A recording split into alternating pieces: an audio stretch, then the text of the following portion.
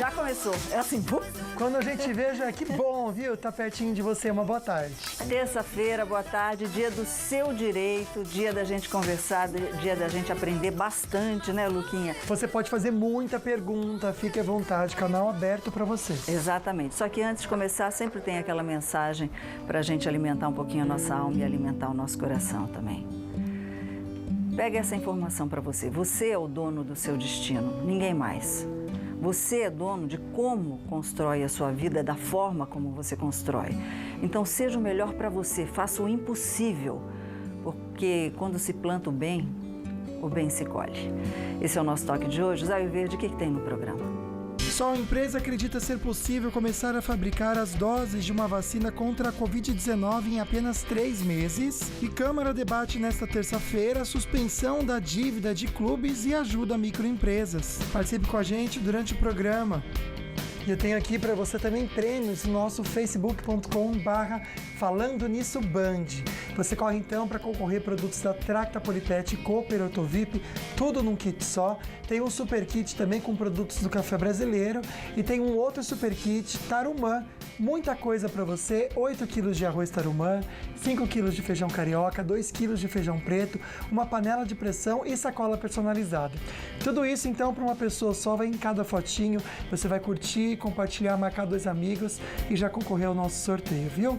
E olha só que a gente está colocando também aqui o QR Code do GAC para você participar fazendo a sua doação. Então como que você faz? Você abre a câmera do seu celular, aponta para o QR Code e ele já vai te levar direto para a doação. O valor que você quiser doar será muito bem-vindo.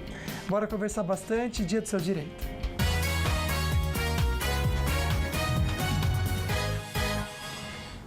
É um número triste, mas é a realidade. De acordo com o levantamento do Sebrae, mais de 600 mil pequenas empresas, Luquinha, fecharam as portas devido à crise aí dessa época que a gente está passando do coronavírus. E mais da metade dos empresários tiveram que pedir empréstimos para não demitirem também os funcionários, Sol. Pois é, muita gente perdeu realmente os negócios, está perdendo, está fechando portas, seja o tamanho da empresa que for, grande, pequeno, médio.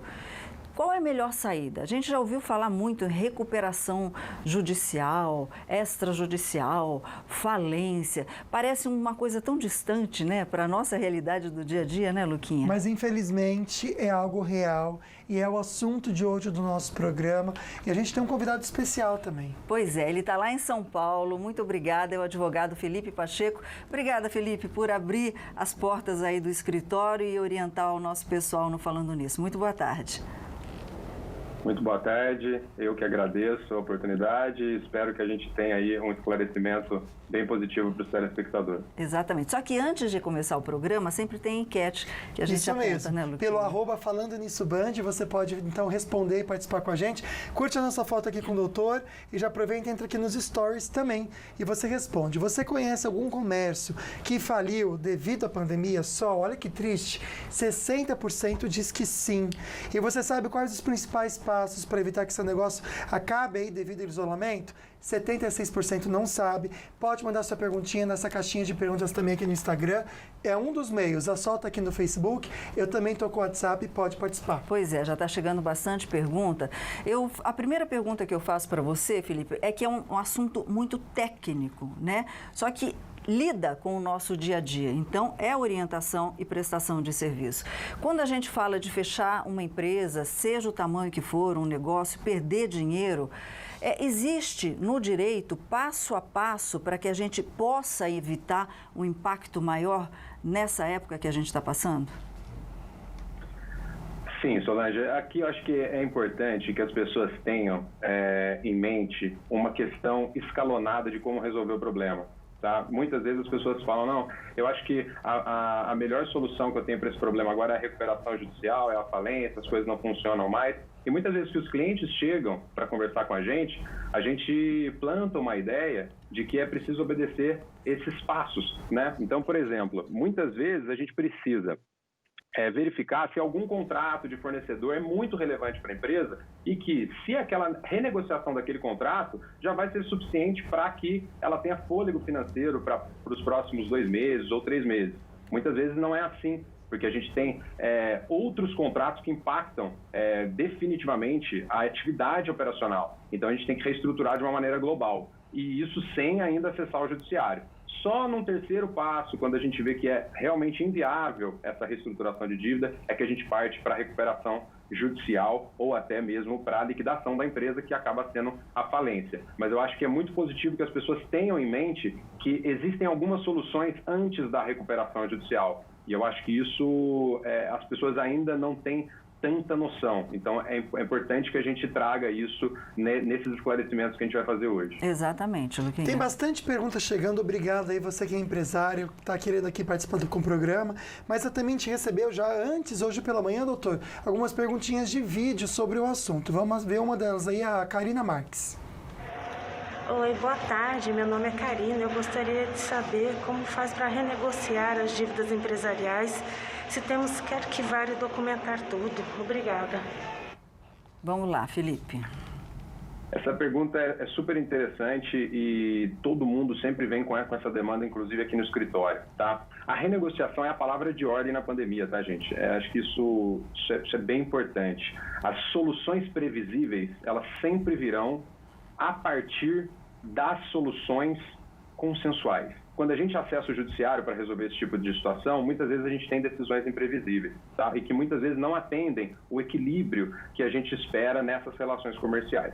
Então, respondendo à pergunta, a gente precisa sim documentar toda essa renegociação, tá? Precisa incentivar essa renegociação e, em último caso exista uma parte inflexível, aí sim acessar o judiciário, porque tem sido muito bem recebido no judiciário a questão de uma das partes querer negociar, querer acessar essa via muito menos problemática e a outra parte simplesmente se negar a fazer isso. Isso tem sido bem recebido no judiciário em relação à parte que quer negociar. Então, muitas vezes a gente tem visto essas liminares, essas decisões que são proferidas no judiciário, reduzindo aluguéis, etc. Então, isso é bem importante.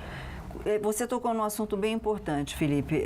Quando a pessoa, por exemplo, ela quer renegociar, a outra parte não aceita essa renegociação, vai para a justiça. Hoje, com essa pandemia, há uma demora, e se há essa demora, essa pessoa que quer fazer a negociação, ela pode ser prejudicada de alguma forma? Então, as pessoas elas estão com a falsa impressão que o judiciário está parado. O judiciário não está parado. Apenas as questões físicas das instalações do judiciário estão paradas, tá? Então, os juízes continuam trabalhando, a gente continua tendo peticionamento eletrônico, com pedidos de tutela de urgência, que são esses casos na maioria das vezes. Então, o que a gente faz, tá? A gente consegue acessar o judiciário e é muito bem visto, antes de acessar o judiciário, o fato de eu documentar que eu tentei negociar, que eu tentei chegar numa solução comum e que eu não cheguei, justamente pela inflexibilidade da outra parte, tá? Isso é bem visto, porque a teoria da imprevisão que a gente usa nesses casos, que seria, poxa, fatos imprevisíveis mudaram todo o equilíbrio contratual. As pessoas, elas negociaram e acordaram aquele contrato num período anterior, em que as questões e o cenário de mundo era outro.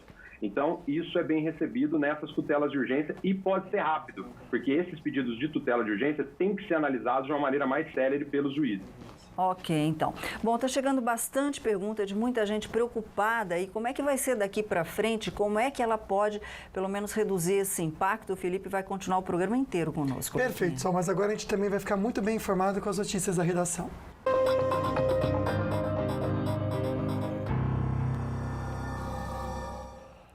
O Supremo Tribunal Federal vai julgar na semana que vem o pedido de suspensão do inquérito das fake news. Nós vamos saber mais detalhes agora com o nosso repórter Israel Goldenstein, que está na redação do Falando Nisso. Muito boa tarde, Israel. O relator ministro Alexandre de Moraes, o início desse processo todo, comentou ontem à noite que os envolvidos tiveram acesso ao inquérito. É isso, Israel? É isso, Solange. Tiveram acesso integral. Boa tarde para você, boa tarde para o Lucas e também para quem acompanha a gente aqui pelo Falando Nisso. O ministro do Supremo Tribunal Federal, Alexandre de Moraes, afirmou em nota na noite de ontem que todos os envolvidos no inquérito das fake news tiveram acesso aos autos do processo. Ainda segundo a nota, abre aspas, diferentemente do que vem sendo alegado falsamente, foi autorizado efetivo e integral conhecimento dos autos a todos os investigados. Fecha aspas. Quem tem mais informações direto de Brasília é o repórter Alex Guzmão. No dia 10 de junho, o Supremo vai julgar o pedido do Procurador-Geral da República, Augusto Aras, para suspender o inquérito das fake news. A tendência é que os ministros demonstrem união, como disse Gilmar Mendes em entrevista ao jornalista José Luiz da Atena, na Rádio Bandeirantes. Nós vamos apreciar e certamente vamos confirmar a legitimidade desse inquérito, sem dúvida nenhuma. A Polícia Federal analisa todo o material coletado na semana passada no cumprimento dos 29 mandados de busca e apreensão. A PF também marcou para os próximos dias o depoimento das pessoas investigadas. Como o caso está sob sigilo, os nomes não foram divulgados. Entre os investigados está a ativista Sarah Winter. No sábado, ela participou de um ato em frente ao STF. Com tochas, a manifestação lembrou grupos racistas, como a Ku Klux Klan, conhecida por perseguir negros nos Estados Unidos. No domingo, também teve protesto em Brasília contra o Supremo, o Congresso e a favor de uma intervenção militar. Bolsonaro sobrevoou a região de helicóptero. Depois, cumprimentou simpatizantes sem máscara e montou num cavalo da PM. Em São Paulo, houve confusão entre bolsonaristas e membros de torcidas organizadas em defesa da democracia. O clima ficou tenso, segundo a PM, depois que apoiadores do governo provocaram o grupo rival. Foi o caso desta mulher com um taco de beisebol. A polícia precisou intervir. Nesta segunda, o presidente mudou o protocolo e falou com simpatizantes na área interna do Alvorada. Bolsonaro pediu que eles não façam protestos no próximo domingo, quando haverá uma manifestação contra o governo. Cada domingo o movimento, né? Isso. Deixa sozinho domingo, tá ok? Deixa sozinho domingo. Ninguém vem. Aí, eu não coordeno nada, não sou dono de grupo, não, certo? Eu não participo de nada, eu só vou prestigiar vocês, estão me apoiando. Vocês fazem um movimento limpo, decente, pela democracia, pela lei e pela ordem, tá certo? Eu apenas compareço. Bom, Israel, virando a página, a Câmara dos Deputados pode votar ainda hoje o projeto que suspende pagamentos de dívidas dos clubes de futebol por causa aí do novo coronavírus e também votar ajuda a microempresas. Como é que deve ficar isso se for aprovado?